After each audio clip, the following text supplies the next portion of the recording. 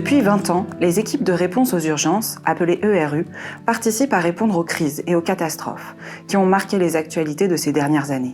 Séismes, cyclones et ouragans, tsunamis, éruptions volcaniques, épidémies d'Ebola, de choléra, déplacements de population, pandémie du Covid, etc.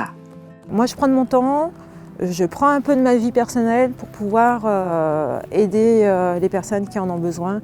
On fait ça, en fait, pour pouvoir un petit peu soulager avec le peu qu'on peut la souffrance des gens. Alors des fois, effectivement, on va amener du matériel, de l'argent, et puis des fois, c'est juste un sourire, c'est juste dire voilà, on est venu pour vous et vous n'êtes pas seul. Et ça, pour moi, je trouve ça important. Grâce à ces équipes spécialisées et coordonnées, la Croix-Rouge française est en capacité d'agir très rapidement à l'international. Le déploiement, ça va être très schématiquement un appel. Est-ce que vous êtes disponible pour partir maintenant? Est-ce que vous pouvez partir sur 3 semaines, 1 mois sur une mission? C'est très rapidement, on parle de 48 heures, 72 heures pour pouvoir commencer à délivrer de l'aide humanitaire.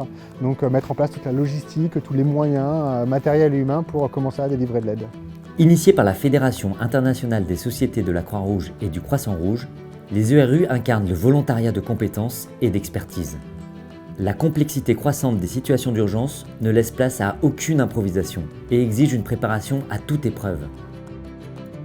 À la Croix-Rouge française, ils sont 300, répartis en 5 spécialités. Les médicaux, médecins, infirmiers, sages-femmes, des spécialistes dans le traitement de l'eau et de l'assainissement, des logisticiens et administrateurs, des spécialistes du soutien psychosocial ou encore des spécialistes de la distribution de biens de première nécessité.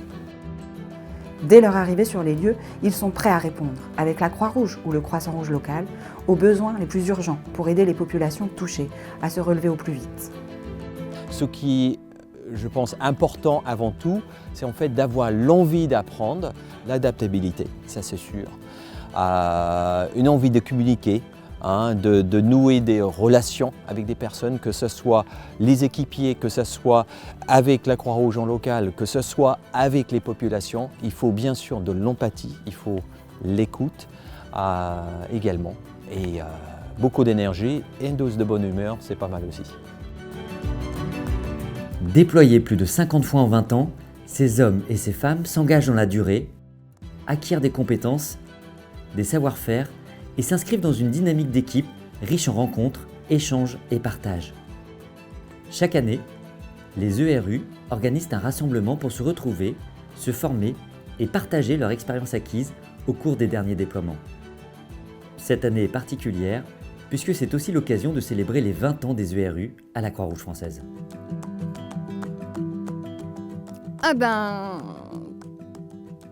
Venez, rejoignez-nous, c'est génial, moi j'adore.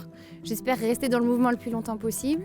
Donc il n'y a pas de raison de ne pas y aller. En tout cas, il n'y a pas de raison de ne pas se renseigner plus. Et puis après, il faut essayer. Voilà.